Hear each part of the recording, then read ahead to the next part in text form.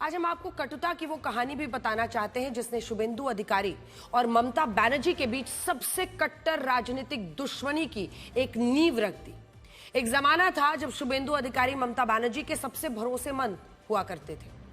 अगर ममता बनर्जी ने लेफ्ट की 34 साल की सत्ता को खत्म किया तो इसके पीछे शुभेंदु अधिकारी का भी खून पसीना था और उन्होंने ही ममता बनर्जी के लिए सालों तक मेहनत करके सत्ता का एक नया रास्ता तैयार किया था। लेकिन बाद में यही शुभेंदु अधिकारी ममता बनर्जी के खिलाफ दीवार बनकर खड़े हो गए और जिस सत्ता को कभी उन्होंने अपने खून पसीने से सींचा था उसे ही उन्होंने उखाड़ फेंकने का काम किया। ये कैसे हुआ और कैसे शुभेंदु अधिकारी ममता बनर्जी के सबसे भरोसेमंद सिपह सालार से सबसे कट्टर राजनीतिक दुश्मन बन गए, आज हम इसकी पूरी कहानी आपको बताएंगे और ये भी बताएंगे कि राजनीति में परिवारवाद कैसे बाहरी नेताओं से खुद को असुरक्षित मान लेता है। ये पूरी कहानी शुरू होती है साल 1989 में 1989, जब पश्चिम बंगाल में लेफ्ट सरकार का एक छत्र राज था। स्थिति यह थी कि इंदिरा गांधी और राजीव गांधी भी अपने दौर में लेफ्ट के एक छत्र राज को हिला ही नहीं पाए। तब उसी दौर में शुभेंदु अधिकारी का बंगाल की राजनीति में प्रवेश हुआ और वो कांग्रेस की छात्र परिषद के सदस्य बने। कांग्रेस में शामिल होने का कारण यह था कि शुभेंदु अधिकारी के पिता शिशिर अधिकारी कांग्रेस के एक बड़े नेता थे, एक बड़े प्रभावशाली नेता थे और यूपीए की सरकार में ग्रामीण विकास राज्य मंत्री भी वो रह चुके हैं। इंदिरा गांधी के दौर में और लेफ्ट के राज में उन्होंने साल 1982 में कांती दक्षिण सीट से पहला चुनाव जीता था और वो कांग्रेस के काफी भरोसेमंद थे।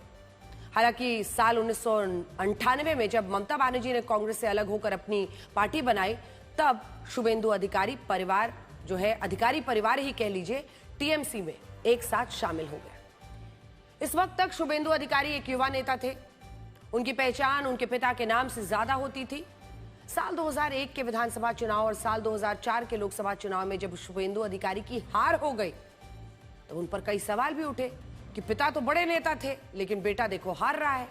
कहा गया कि उनकी राजनीति में मैजिक नहीं है जो उनके पिता की पॉलिटिक्स में था, लेकिन शुभेंदु अधिकारी ये ताने सहते गए। इसके बाद आया साल 2006 और इस बार शुभेंदु अधिकारी ने अपना तीसरा चुनाव लड़ा और इस बार भी वो 8,500 वोटों से जीत गए। ये जीत भी उन्हें तब मिली जब टीएमसी पूरे पश्चिम बंगाल में सिर्फ 30 सीटें ही जीत पाई थी। यहां से शुभेंदु अधिकारी के इलेक्शन मैनेजमेंट की चर्चा होने लगी। टीएमसी में कई नेता कहने लगे कि शुभेंदु अधिकारी वो चट्टान है जो लेफ्ट के तूफान से भी डगमगाए नहीं। इसके बाद आया साल 2007 और इसने सब कुछ बदल कर रख दिया और यहीं से शुभेंदु अधिकारी ममता बनर्जी के भरोसेमंद सिपह सालार बन गए। उस साल लेफ्ट सरकार ने नंदीग्राम में केमिकल हब और स्पेशल इकोनॉमिक जोन SEZ बनाने का फैसला किया, जिसके लिए 40,000 किसानों की जमीनों का अधिग्रहण होना था। ये बात ममता बनर्जी को पता चली तो वो नंदीग्राम पहुंच गई और कहा जाता है कि नंदीग्राम की इसी लाल मिट्टी ने ममता बनर्जी को बंगाल की दीदी बना दिया। लेकिन ये बात बहुत कम लोग जानते हैं कि जिस नंदीग्राम ने ममता बनर्जी की एक अलग पहचान गढ़ी, उस नंदीग्राम की लाल मिट्टी पर पूरे आंदोलन की रूपरेखा शुभेंदु अधिकारी ने ही खींची थी। लेफ्ट की सरकार में उन पर यह आरोप भी लगा कि उन्होंने नंदीग्राम में माओवादियों की मदद ली है, लेकिन शुभेंदु अधिकारी ने ममता बनर्जी के इस आंदोलन को सफल बनाने में पूरी ताकत हर तरह से झोंक दी। इसी के बाद ममता बनर्जी ने शुभेंदु अधिकारी पर भरोसा जताना शुरू किया और उन्हें उस पूरे क्षेत्र का पार्टी ऑब्जर्वर बनाया गया, जिनमें पश्चिम मिदनापुर, पुरुलिया, बांकुड़ा, इन सब के आदिवासी इलाकों में लेफ्ट का दबदबा था। सब सौंप दिया गया शुभेंदु को। इसके बाद शुभेंदु अधिकारी का प्रमोशन हुआ। उन्हें ममता बनर्जी ने लोकसभा का चुनाव लड़ाया। साल 2009-2014 में वो तमलुक सीट से टीएमसी के सांसद चुने गए, दिल्ली आ गए। हालांकि टीएमसी पर शुभेंदु अधिकारी की इतनी मजबूत पकड़ थी कि साल 2016 में उन्होंने वापस बंगाल लौटने का फैसला किया। अब 2016 के जिन चुनाव में पहली बार बीजेपी का खाता खुला और वो 3 सीटें जीती, तब शुभेंदु अधिकारी भी नंदीग्राम से चुनाव जीते।